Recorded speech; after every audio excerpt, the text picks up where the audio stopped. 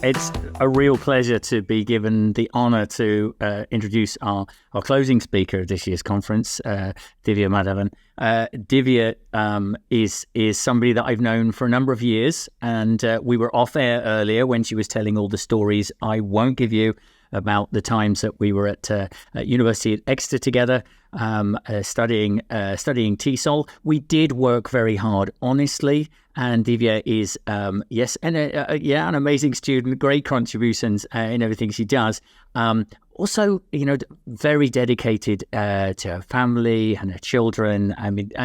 But I think one of the things that, as well as being a consummate professional, an expert, particularly in, as we talk about developing writing skills and English for kind of communicative purposes, I think what strikes you most about Divya and what we all know her most for is her incredible humanity and this connection she brings to the community of teachers. And she really does spread a little love. So keep those hearts coming there, and it helps. It is really this kind of emotional glue that helps people cope with what often can be, especially teaching online, let's face it, a very lonely and segmented profession. And I think Divya really does this. I think we've heard her speak several times, and so much so that even when given the opportunity to have a central stage at a huge international conference, IATEFL, she chose to share that stage with a number of other women who'd been iconic to her and supportive of her career, and shine that spotlight on other people and to tell their stories and put their stories first. So it's really my pleasure to tell a little bit of Divya's story there. And as you heard, we've been university in Exeter together. J.K. Rowling wasn't there at the time, but we did all those sneaky things that I know Martina's very jealous about as well, exploring those kind of Hogwarts halls. But I think you also been a graduate of London, Warwick, fellow of the RSA, experience in teaching, and as I mentioned, working in building language policy, designing curriculums, recruiting and training teachers. I also work with Divya around the idea of debating. She very much put me in harm's way in a debate years ago, which we won't go into, but I know she's a very passionate advocate of building up people's speaking skills and putting them into these incredible situations where you learn so much. So thank you for that experience, Divya. That was really wonderful. And now she's the I believe currently the founder of the Paris-Saclay Academic Writing Centre, if I at all pronounce that correctly. Part of research community, really driving how people understand language that they use to communicate in writing and develop those skills. Sorry for that terrible introduction, Divya. Please correct any mistakes, as I know you will. I know you'll rebuke me later for this, but we're very happy to have you here, giving your talk on aesthetic moments, attention, engagement, and crafting the online English language class, and giving that special touch of your humanity to close our conference. So thank you so much for joining us this year. Thank you so much, David. I clearly still owe you a beer from that debate in 2012, don't I? Okay, let's get started. I'm going to start by telling you a very personal story to highlight that little bit of humanity that David was talking about. So here goes. Like many 3-year-olds, my son was utterly distraught about going to school for the very first time. He's 16 years old now, and my painting you a picture of his podgy little 3-year-old self in red dungarees will probably be one of the more cringe-worthy moments of his year, so I'm very sorry, Peter. But what my son hated the most about school was the end-of-day chaos. It was that moment right before it was time to go home, when that was the absolute worst for him. All those tiny humans buzzing with the day's worth of energy, all cramming into the courtyard, struggling into coats and shoes and scarves, scrambling for their backpacks, kind of how we're all seeing right now, actually, while their teachers performed this seemingly endless symphony of end-of-day rituals, lining up all the kids, singing one last song, making sure that everybody's laces were tied, that their lunch bags were zipped, that they had their homework, and then finally, opening the gates for the eager parents to gush in. Now, my son, Romeo, overwhelmed by this weight, would often completely lose it at this stage in the day. And he would become this tiny, rolled up, tearful little bundle by the time I actually made it through the gate. So one day, as I listened to them pour into the courtyard, I stretched my hand high above the courtyard gate. Hang on, I'm just going to try and click through my slides because it's not letting me. There we go. All right. And I did the live long and prosper sign with my hand. I hope you can see it, like from Star Trek, And my son, who was on the other side of the gate, he saw the sign and he knew it was me, and he made the same little sign with his hands as well. And it became our special little signal, our little routine within the larger routine school. And so every day you would look for the sign, knowing that I was there, waiting for him, and it made the wait a little bit easier for him. Classrooms are wonderfully routine spaces. All learning environments are wonderfully routine spaces. They are filled with rituals that give human beings, students, teachers, administrators, support staff, a sense of belonging and a place to build their identity in entirely remarkable ways. And every day around the world, we teachers make some sort of an impact in this space. Teachers the world over perform the small miracles of welcoming people into a space and kind of warming the space sufficiently to help people build their identities through education. Language teachers the world over perform the especially significant miracle of welcoming people into a space and warming the space sufficiently to allow these people to build attachments to each other by understanding how to adapt and communicate with these different identities that constitute our plurilingual, multicultural world. And we, English language teachers, we perform the small, not so small miracle of safeguarding the world's lingua franca that weaves across the fabric of human communication. And so we English language teachers work as artisans, I think, of tolerance and understanding. And you, those of you who teach online, are the artisans of one of the most accessible forms of English language teaching, which isn't constrained by the walls of a classroom or the barriers of border control. So as lonely as the journey might be sometimes, as David just said, I think it's an especially important part of the journey for a lot of language learners. And so I'm very deeply honored to be your closing keynote today. Thank you so much, Martina Gatsu, David Bish, and the entire EF Online team for this wonderful opportunity. So what exactly transforms an online English language class from routine to remarkable or memorable? Well, I believe it's the sort of class that becomes the aesthetic highlight of our day. It sort of stimulates our mind, it enriches our conversation, it helps us connect a little bit deeper with our English-speaking selves.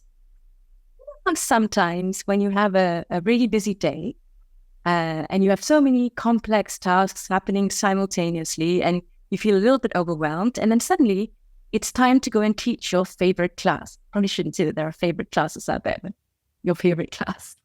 And you walk into your classroom and you see your students, and there's this kind of deep smile that fills your soul, because no matter whatever else is going on, you get to forget about all that for an hour and just do your favorite thing, which is teach. Now, this is a truly aesthetic moment because it's one where every part of our brain feels alive and engaged and excited to be doing what we do. Now, aesthetic moments aren't easy moments. Running a marathon or decorating a birthday cake or having an exciting afternoon gossip session with a friend can also be aesthetic because we experience this fully. We yield ourselves to the activity and we feel completely switched on. And so in a classroom, I think aesthetic moments can only happen through good quality engagement. What is engagement in the online ELT classroom? So I'm going to spend the greater part of this talk problematizing this notion of engagement. So I define engagement as the collective readiness of all participants, teachers and students, to throw themselves fully into the learning experience. But reaching this readiness is no small feat in 2024. We live in a world that is deluged by irrelevant information, as Yuval Noah Harari says when he argues that clarity is power. He explains that before our internet era, censorship was power. Whereas today, censorship doesn't work by withholding information. It actually is the opposite. Censorship today works by flooding people with too much information, with misinformation and disinformation, the kind that messes up our mental state, space in our heads or our headspace. It's what makes it difficult for us to understand what to do. From diet culture to financial culture to political culture, we have all had these moments of wondering what exactly it is we're supposed to do with all this information that we are constantly inundated with. I don't really know what is best for my microbiome or my monthly returns or my mayor's office. I kind of just do my best to make sound decisions as I sift through more information than I could ever read, understand, or absorb. And so clarity really is a superpower because it's what helps us navigate this information-filled world that we live in. Information is not just everywhere in our day and age. It is pretty all-consuming because of the nature of how it is packaged. And so we desperately need more clarity to make sense of the world around us. But anybody who sat down to meditate for 1 minute will tell you that clarity is not a button that you can switch on or off, nor is it something that's kind of governed by our sheer force of will. No one decides that they're going to clear their minds and sit down and go, boom, mind clear, thoughts gone. It just doesn't work that way, right? Even for those of us who do tons of yoga and stuff. So how do we achieve clarity? I think we achieve clarity by living our lives in ways that are favorable towards achieving a state of clarity. Clarity is nurtured by clearing the space available for focused work. Clarity is scaffolded by protecting this space from outside distractions. And clarity is claimed when the opportunity presents itself, when we feel in the zone, when the mood is right, when we have flow. And so my premise is that language education, specifically education in general, is an incredible tool for claiming and safeguarding more clarity in our communications, in our interactions, and our headspace, because of how powerful classroom communication is. And so reaching this state of readiness, oh yes, I'm so sorry, the words were blanked out on purpose to show you like the filter of clarity over all these garbled thoughts. It was like slightly meta slide, I apologize. And so reaching the state of readiness is no small feat in 2024. Why? Because we live in the era of information glut. We live in the age where phone-based interaction is greater than human-based conversation. And we witness this epoch of stimulus response where we are constantly being alerted, pinged, prompted, nudged, flashed, buzzed, and tagged by a vast online world that never wants us to leave it. And so really, it is no small feat looking after our headspace in this era.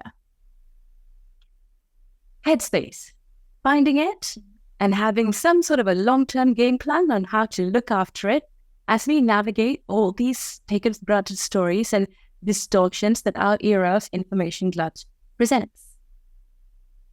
So as I was saying, I really think that we English language teachers have a really unique opportunity in our classrooms every day to shift the focus away from an information model of communication towards a better understanding of who we are, why we're here, and most importantly, how we contribute to society. And so this is the reflective journey I'd like to invite you on with me. I love being an English teacher. It's my favorite thing in the world. David introduced me with a bunch of other things, but really the best thing in my life is going into my classroom and being with my students, the people who work with me, some of whom are in the room will attest to that. I love the special zone I have with my students. I love the staff room on a Monday morning. I love the fact that my job, be it at the highest level of language policy or in the heart of classroom practice, is to find ways for people to fall in love with language learning. Have you ever fallen in love? You know the feeling, right? The swell of emotion, the excitement, the high that comes from the massive dopamine hit, and this discovery of a new side to yourself because you open up to a new person, a new relationship, a new journey. Falling in love is one of the ways in which we carve our identity in the world. Falling in love means discovering a new side to ourselves as well. Have you ever learned to do something that you were never able to physically do before? I don't know, swim, ride a bike, drive a car. Do you remember that moment when all your limbs suddenly spoke to each other in sync? The swell of emotion, the excitement, the high, the discovery of a new side to yourself through skill and ability. This is another way in which we carve who we are in the world. And finally, have you ever gone from zero to hero in a foreign language? Now, I know you have because you're an EF teacher, my teacher. Do you remember that moment when you were suddenly able to string a complex sentence together with all the words right where they should be, and you suddenly realized, hey, I can speak and exist in this version of myself too? Do you remember the emotion, the excitement, the high that you felt at that moment? This is the magic of engaging with what we do, whether it's through a sense of attachment, like my falling in love example, a sense of perseverance, like my learning a new skill example, or a sense of understanding, like my language example. These are all vital persona-building moments in life. They are the most authentic experiences out there because we connect with ourselves and we calibrate how we want to be in the world.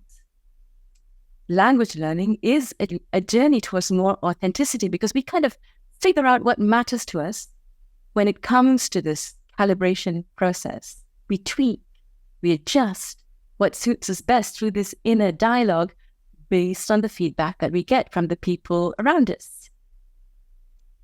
And a good language learning space, a good language learning space is one that embraces these risks because it's a risky enterprise doing all this.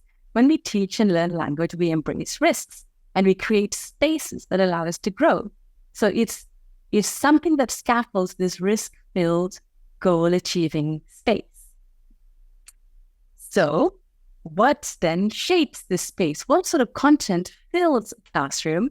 And more importantly, how does this content fit in our journey towards more authenticity? Now, you really don't need another conversation on using authentic content, showcasing a range of cultures, representing a variety of accents. I have no doubt that everybody in this room is highly sensitive to that. But if 20 years of engaging with critical pedagogy has taught me one thing, it is that despite the best of our intentions as teachers, there is always what we think we teach and a hidden curriculum that largely determines what is learned. I'm going to spend a few minutes on this with you. When Philip Jackson first spoke about the hidden curriculum in the 1960s, he referred to the unspoken and implicit lessons and values and norms that are sort of shown or conveyed to students through the structure and organization and social interactions in educational institutions. These lessons are never part of a formal curriculum, but they are learned through the hidden messages embedded in educational environments. And we have since come to understand in the last 50 years or so that the hidden curriculum actually shapes students' belief systems in, incredibly powerful ways because it reinforces certain social and cultural norms. So one of the things that remain hidden, where there are a lot of the things that have, been teased out in the conference today, they're usually the things that make everybody a little bit uncomfortable. The biases, the prejudices, the injustices. It takes a lot of courage and clarity, like Mary showed earlier, to unhide these things and deal with them. And sometimes, most times, educational policy hopes that it is the teachers in classrooms who will muster this vital courage and clarity, but in many contexts, they don't get a whole lot of support from the policymakers themselves. So the hidden curriculum is what you might call a gap that we need to fill. But understanding the size of this gap and how long it'll take to fill it is, I think, an entirely different and probably quite difficult thing. So all we can do as English teachers in classrooms is to foster more authentic spaces by critically examining our own assumptions.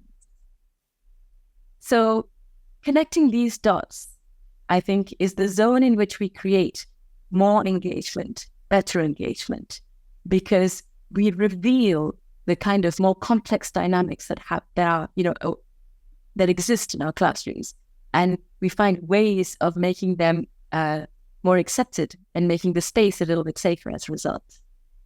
So going back to what I was saying about when we're engaged in doing something where, in an aesthetic state, it's this all systems go feeling that I said, that we feel connected. And so I'm going to segue a little bit into the idea of connection. Connection is one of the most defining notions of our era. Since the advent of social media about 20 years ago, we have all joined or bounded together, that's what the Latin word refers to, more than ever before. And I think for the most part, it's been pretty great.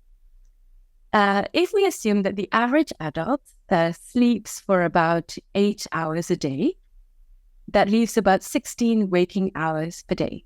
Now, most people spend about 8 hours a day, I would say, at work, but we teachers know all too well that that's a pretty unrealistic number when you have classes to prepare and, homework to grade and stuff like that. So let's just say that for people like us, we spend about 10 hours a day at work, which leaves 6 hours a day of free time. So say an hour of lunch and from 7 p.m. to about, midnight. During this time, we eat, we watch TV, we do sports, we go shopping, we talk to our loved ones. We spend 2.5 hours a day scrolling through social media. 20% of our free time, or maybe 15% of our waking time, more realistically. It sounds a bit wild, right? But that's what the world's average is. Today, the average person in the world spends 2.5 hours a day, it's the white bar in the middle, using social media platforms. The time we spend on our phones and on the internet is an entirely different conversation. So this is the stage in the conversation when my friends usually say to me, I sound like a proper old lady when I talk about all this. Come on, Divya, social media is fun. It helps you feel more in touch with what's trending in the world. Everybody's on it. And for those of us who go off it, it's the equivalent of living in a cave. I actually agree with a lot of this. I was a very active user of social media for about 15 years of my life, and I generally had a pretty great time. I would not be connected to the global ELT community the way I am had it not been for social media. But there was a but. I am from the last generation of people who remember a childhood without the internet. And I also remember what a great time I had then too. And I also feel very lucky to have been able to raise my children as perhaps one of the last generations of a play-based childhood, because my youngest is 16, as opposed to a phone-based childhood. I genuinely have no idea how I would do this today. So these two categories, play-based and phone-based, come from Jonathan Haidt, the author of The Anxious Generation. It's only been out for a few months, but I do think that all educators should read it. In it, Haidt talks about what he calls the great rewiring of childhood. A major shift from the days when kids used to play outside using their bodies and all their senses. They would, to put an entirely bucolic image around it, they would run around feeling the grass, the sand, the mud under their feet, figuring out the world through touch and smell and a whole lot of rough and tumble. Now, as Haidt points out, we have moved to a world where kids are much more likely to get lost, not in the world of physical play, but in their phones or their tablets, where parents find themselves begging their kids to go out and play physically. And for so many families around the world, it's a big part of the conversation is around managing, allowing, restricting this very complex relationship with digital devices. So along with the book, there's a really interesting guerrilla art campaign. I invite you to scan the QR code if you want to discover it. That has launched some really striking images. This is one with a milk carton, the childhood missing poster on the side. Yes, I can, Andrea, share the author is Jonathan Haidt, Haidt. And I'm going to put up a quote from him in a sec so you can see the spelling of his name. And the book is called The Anxious Generation. There's a website as well. So play is the work of childhood. All young mammals have the same job. You wire up your brain by playing vigorously and often. And so one very interesting debate, the QR code. Yes, I'm going to go back. Here you go. Scan the QR code. One very interesting debate I've had with colleagues, not David, that was another debate, is the learning is fun debate. See, for a long time, I used to be on the opposition side of this debate. I used to think that learning, is not fun. It's very misleading to call it fun because learning is actually really hard work. I was so impressed by, the kind of people who I'm very lucky to have spoken English as a child. And I'd known people who have started learning English in adulthood. And I'm often so astounded by the level of proficiency that they reach in English when I interview them, etc. Because my own level of proficiency in French isn't comparable. I put a lot of hours into learning French, but I haven't quite got there. And you only get there, I think, through super hard work, discipline, methodology, practice, and constant revision. So I used to be against the idea that learning is fun because I used to think it created this sort of false notion of what learning is, because the people who kind of really make it in learning are people who show discipline, methodology, practice, and revision. So, and these are not things that I used to traditionally associate with fun. To quote the great Stephen Strange's words to the Ancient One for you Marvel fans out there, if you want to get further, you have to do study and practice and lots of it. But in developing these ideas around the aesthetics of learning, I realized that yes, learning is and should be fun, but not the cosmetic idea of fun, the kind of real fun that brings you joy and contentment and pride and satisfaction. And learning should be aesthetic because so much about the world around us is anesthetic. We have all been in those classrooms and lecture halls that send us to sleep within the first 5 minutes. Those are the anesthetic experiences. Just like we've all experienced those amazing educators, they're usually English language teachers, in my opinion, who come in and wake up the space and make you feel utterly engaged and alive. So what is real fun? So a very interesting person to look up on the subject of fun is the person who wrote the book called How to Break Up With Your Phone. Her name is Catherine Price. And she talks a lot about the profound benefits of fun.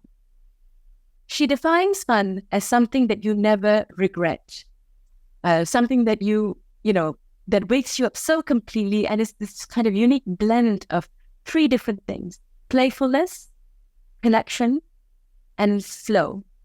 And when you have all these things kind of lined up together, you enter this state of true fun. So, kind of going out and getting drunk with your university friends, like I used to with David. I'm going to tease you for the whole talk, by the way. That's not fun because you kind of regret the hangover the next morning. It's a kind of fun, but it's not this kind of deep fun. So I strongly encourage you to look up her work. I've just shared some screenshots, but really, then go to the source. It's super interesting. And I think especially interesting for those of us who teach through communication. We, as language teachers, we don't come into a classroom and lecture people on the history of the English language. We come into classroom and we make language. That is our art, right? So I think this is especially interesting for language teachers. So by finding ways to prioritize these 3 zones, I think we can deliberately create a more aesthetic classroom environment, because classrooms are so ripe with opportunities for fun because they naturally foster connection and playfulness. So as David mentioned, in my day job, I'm actually a debating coach.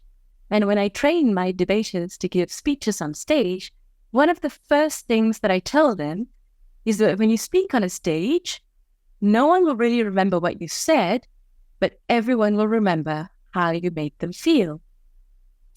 And this is why we all love stand-up comedians so much, I think, because they make us feel the best emotion that a human being can feel, which is playfulness and fun and laughter.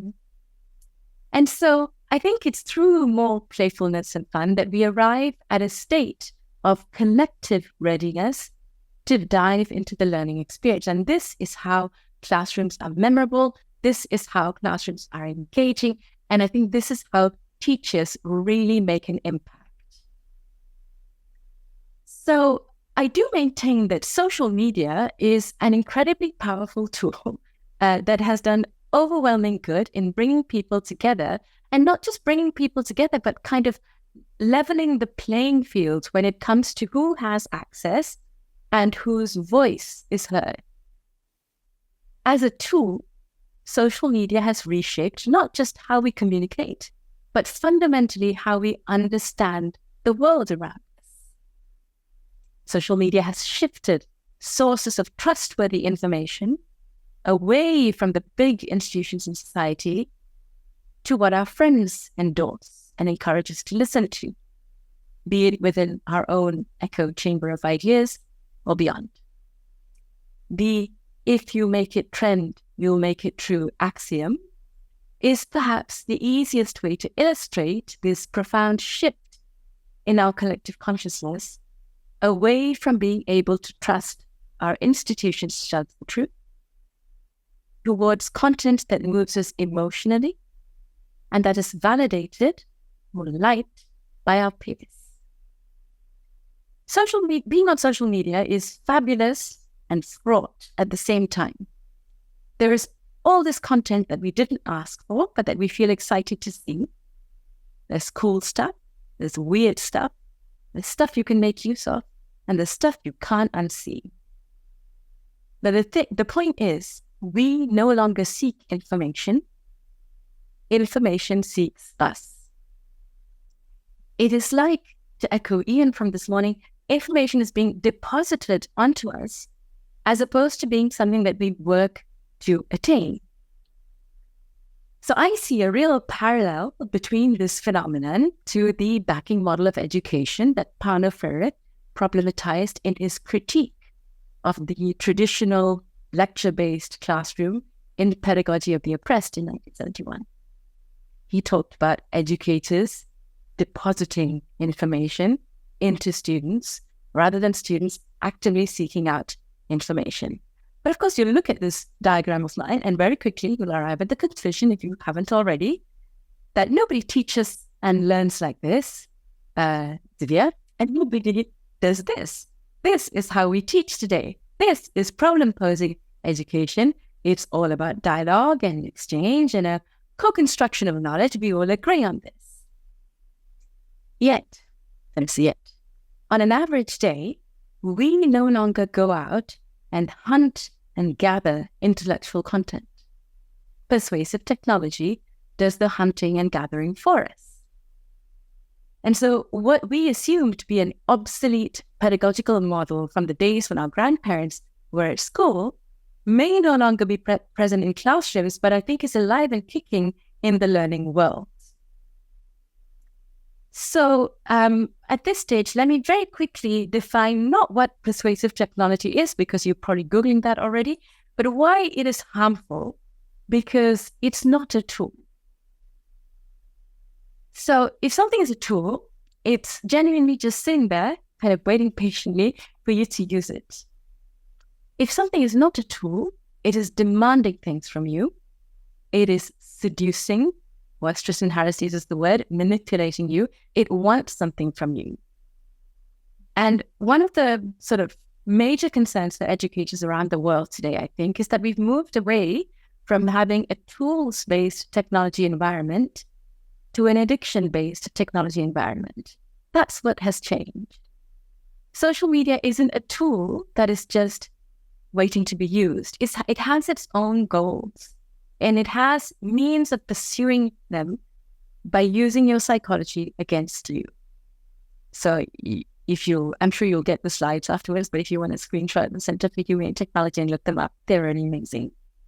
So platforms like Facebook, Twitter, Instagram, Snapchat, TikTok are all built on persuasive technology created specifically to change their users' opinions, attitudes, and behaviors to meet the company's goal.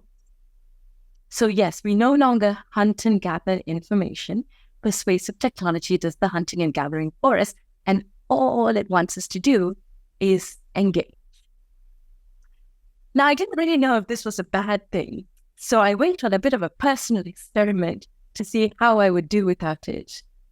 I embarked on this journey on the 1st of February. I definitively deleted my Facebook, Instagram, TikTok, and Twitter accounts. I kept LinkedIn specifically for professional purposes, because for me, LinkedIn is not just about me, it's about the teams I work with, and work with a lot of amazing people. But I did shift to using it on my computer at work. So my goal was to stop scrolling. Now, I just like to hedge the statement by saying that I'm not a total hermit. I still go to the cinema. I enjoy a good Netflix binge or YouTube video as much as the next person. I do WhatsApp my friends. But what I really have tried to do is to not scroll through feeds. So, and in scrolling through feeds, to not see anything that persuasive technology has curated for me. Hence the kind of Facebook, Instagram, Twitter, Holy Trinity.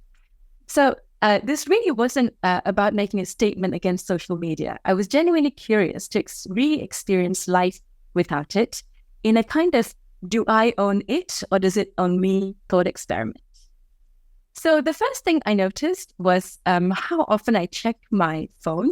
It's like a body part, right? It's an extension of my hand, my phone. I would unlock my phone, first many, and then multiple, and then a few times a day, only to realize that there was nothing to scroll through. Should I open my Economist app again? It certainly wasn't as instantly gratifying as flipping through Instagram and seeing vegan recipes or adorable baby elephants.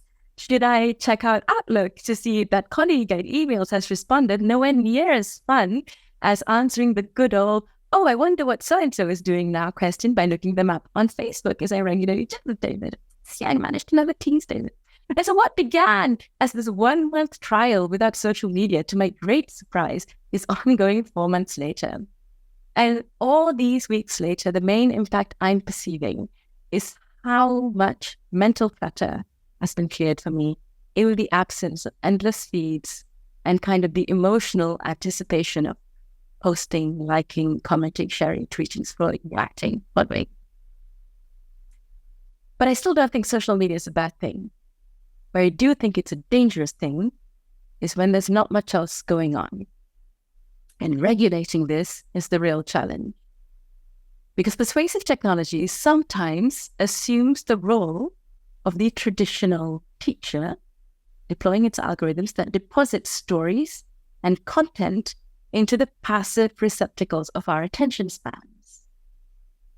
In the digital world, engagement is currency. And most platforms are built around this neutral belief that attention equals value. And the problem with this is that it kind of flattens all forms of attention, positive and negative, ironic or earnest, whether it made you laugh or made you angry, whether it indulged your intellectual curiosity or your darker purist instincts. It's one metric, up or down. And so this is what Max Fisher says in his book, The Chaos Machine, another utterly cheerful read that I highly recommend. And it's kind of the same thing with learning environments, right? Because the question for us educators is, what is filling the space? What is filling our students' senses? And how is all this content making its way into our heads, into our hearts? And how is it influencing what we have come to care about? Persuasive technology is designed to predict and influence our next click and keep us engaged. It doesn't distinguish between good, bad, healthy, unhealthy, harmless, harmful. It doesn't. So Asa Raskin, you might not know the name, but you certainly know what he invented because he invented infinite scroll. Asa Raskin has very often spoken about the tremendous responsibility and guilt he feels for the generation of social media addiction, because it's not just about attention spans or a crisis of attention spans. It is about the very nature of public discourse and societal understanding on the really important stuff, like the crisis of democracy we're seeing in elections all over the world, my country included, or public health, or mental well-being, or the climate crisis. These are the real problems that we educators need to be seizing and dealing with, because if not us, whom? Human beings have always been more interested in listening to the village gossip about the new neighbors than reading which local councillor's manifesto best serves the needs of the village. But now the village gossip is being amplified and echoed and propagated on a global scale. And as individuals, we are constantly being pushed towards tuning into our inner village gossip, as opposed to having a real space to learn and grow. We human beings are storying beings. No one dreams in facts and bullet points. Everybody dreams in stories. So the content that we engage with is the story that moves us emotionally, or the story that moves people we love, our friends, emotionally. Again, whether positively or negatively, true or untrue, worth our time or wasting our time. So now that I've painted this slightly complex and I hope not too bleak landscape for you, I don't actually think it's that bleak, because I think that we teachers have an incredible amount of influence to shift things. My question is, what does it really mean to teach critical thinking in 2024? We language teachers have never just taught grammar and vocabulary. We have always taught human beings how to interact better with other human beings. And our beautiful craft of language teaching has always been about fostering understanding and tolerance across cultural divides. English, as the lingua franca of our time, is a bridge between worlds. It offers a medium for dialogue and exchange and mutual respect. But this dialogue and exchange and mutual respect takes a little extra hard work to survive in this era of misinformation and disinformation. Disinformation in particular, because it's information that is deliberately twisted and distorted and threatens the very foundations of good communication. So what does it mean to teach critical thinking in 2024? Who is the authority in the ELT classroom? Is it us, the teacher? Is it an ideal native speaker hero who speaks in posh nasal tones? Is it Taylor Swift? Is it Netflix or Duolingo, which makes the whole enterprise learning English so much more fun? Maybe these aren't the right questions to be asking. Maybe it isn't a who question, but a what question. What is the engagement mechanism out there that most strongly influences how our students are learning? Tim Wu wrote a book called The Attention Virtues, and he describes us as Homo distractus, the species that compulsively checks their devices. And here is my example of a hidden curriculum which, despite our most pedagogically sound efforts, impacts what is learned. As William James observed, when we reach the end of our days, our life experience will equal what we have paid attention to, whether by choice or by default. We are the generations who are impacted by infinite scroll every day, multiple times a day, last thing before we go to bed, first thing when we wake up in the morning. And this does have an impact on our headspace. And we teachers can provide immeasurable guidance when it comes to keeping that impact in check. We teach English in 2024 to help our students become better communicators, who are more tolerant of intercultural challenges, who advance professionally with an awareness of who they are and how their social mobility can positively impact someone else's. And this demands forces transcending a passive consumption model. Students have to become active participants in their learning journeys. They have to engage with diverse perspectives. They have to develop the skills to critically evaluate all this information that utterly saturates their digital and their real world environments. And so if we really want to move beyond the traditional banking model, we need a concerted effort. All us teachers need to band together in a concerted effort to cultivate classrooms where critical consciousness can flourish. Our teaching methods need to encourage deeper intellectual engagement. We need to equip our students with skills to navigate the digital world critically and mindfully. And so no amount of stressing whether or not our students are using ChatGPT with their homework will get us there. And I think it's very difficult to predict the real impact of this large-scale harvesting of attention on generations to come. So what comes next? I'll sort of begin the final phase of my talk by sharing one last diagram with you as what I've come to lean on as a workable and kind of non-patronizing solution for my students to engage with the learning event. So I think the challenge is a little bit more difficult for those of us who teach online because the online teaching environment is one that inherently encourages multitasking. It's very, very easy to attend a virtual class while simultaneously managing emails, browsing the internet, working on other projects, often not fully engaged with any of them at the same time. So to counter this, what I usually do at the beginning of my classes is I start each session by asking my students to commit their attention fully to me for 15 minutes. I find it gives me a better result than asking them for the whole hour or hour and a half. So for 15 minutes, I ask them to switch their Zoom calls into full screen mode while I do my introduction. I lead by example as well. I don't multitask. I don't share slides. I just have a pure moment of engagement and kind of eye-to-eye contact with my students. Now, during this time, I kind of plan meticulously what I do, and I make sure that my content is as energetic as it can possibly be. I'm quite an energetic person when I speak anyway. So I kind of throw everything into the space, and I maintain this sort of dashboard where I write down each of my students' names and what they've said, and I find as many ways as possible to weave it back into the conversation, just like I have with David's thing. That is not just about visibility. It's about making each student feel acknowledged and valued, and this builds trust. So when you've established trust with your students, then you can focus on their confidence because you can design lessons that leverage and expand on their contribution. And this gives them the space to actually lead parts of the discussion themselves. A truly effective language class is never about what we teach. It is about what our students learn.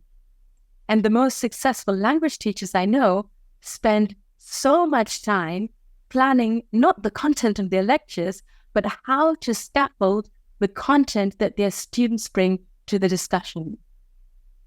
And so the final step, and perhaps the most challenging one, I think is the courageous one, which is addressing the hidden curriculum of online learning and persuasive technology more generally, because it's the thing that influences our students the most.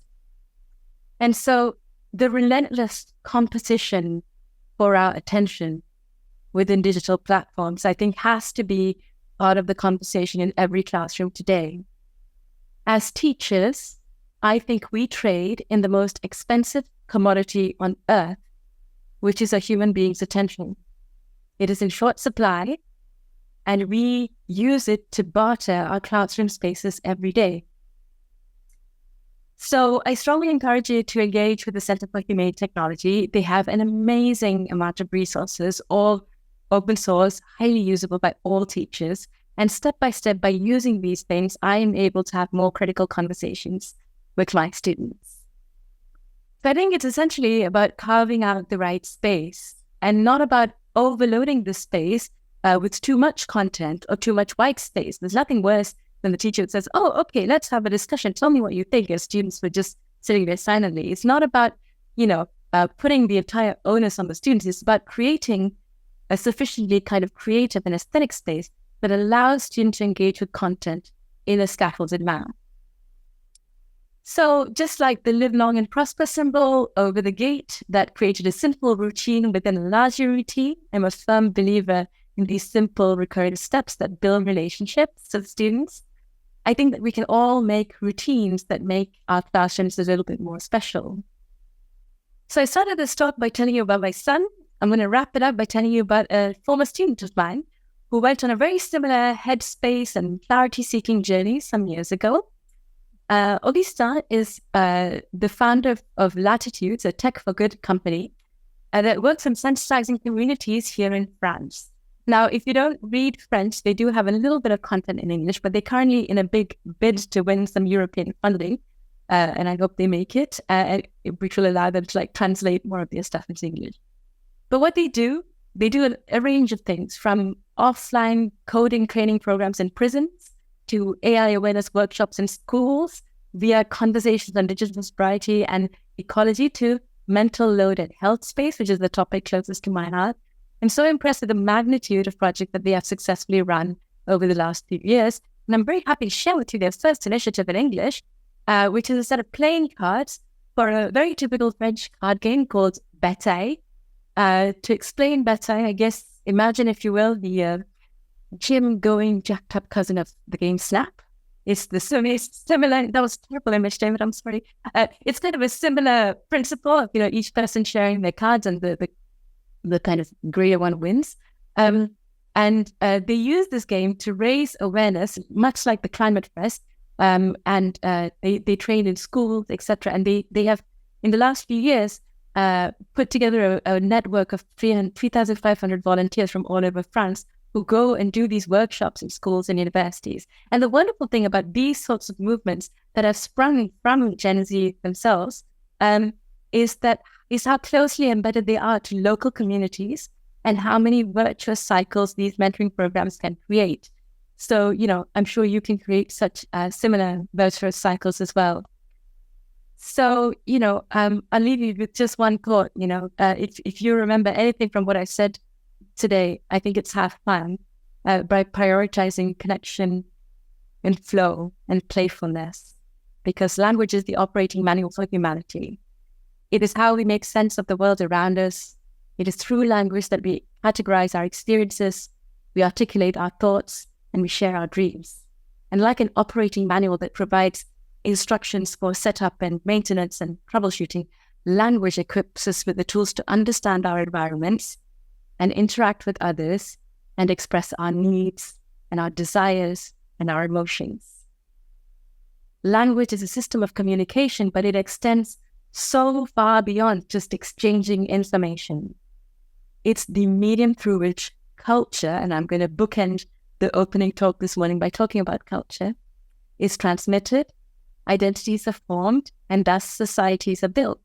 Language is culture, and to just add my definition of culture to the pool today, culture is the capital of our collective consciousness. It is the currency through which we trade ideas, values, and traditions that are important to us. And culture teaches us how to understand the world and why we should listen to each other. And this is why it is no exaggeration to say that language teachers are the artisans who weave the fabric of our shared humanity in classrooms across the world every day. Thank you very much. I hope you're all joining me both physically and kind of in the text out there with a clap there. Divya, you are a very, very hard act to follow, and that was incredible. We're all, I think there's not a dry eye in the house here in the situation room at EF Teach Online. Thank you so much, and I do hope everybody there is. I think we've all had no choice but to pay attention to you there, Divya. And yeah, you were unplugged from service. I wondered where you'd been. I'm sure this will be a long remembered talk for everybody, not just for the sense of the fun. And I think as a debating coach, I know many people will be watching debates coming up soon, and I think as they do so, and you talked about memorable moments in debates and crafting language, and I think from the comments here, we will remember you and what you've given us here, and the magical, if not seductive, articulation of language in linking those moments where we manage to achieve that aesthetic, authentic connection in a state of flow and creating fun that we're obviously having. That connection is wonderful, and that state you've put everybody in when we're ready to absorb that. And I think that it's wonderful how you talked about that how that dialogizing sort of works, but we've got to keep out that insipid input, right, of the hidden agenda behind that social media as it grasps the engagement and wrestles back, getting that kind of biased misinformation in there, pushing it ahead of what we should engage. So, forever, Amy, continue to embrace those uncomfortable or complex ideas, and really, I hope. Please, if you caught this, I know it was beautiful to listen to, but we're going to give you the video back. Play that again and listen to that modeling of this profound message, I think, that you talked through, Divya, of the need to stay aware yourself and encourage students to engage in ideas that deeply and mindfully work in that aesthetic classroom experience and the cultural exchange you've described. So I think you really took us beginning to end in the most loquacious talks. And I do thank you for that wonderful way you spoke and the wonderful experience you've given to our audience, and really addressing the theme of this conference in the idea of this kind of reaching out for this global conversation we really want to have and making it a worthwhile experience. So those love hearts, I'm nobody gets to say a lot about this, but I think absolutely fabulous closing.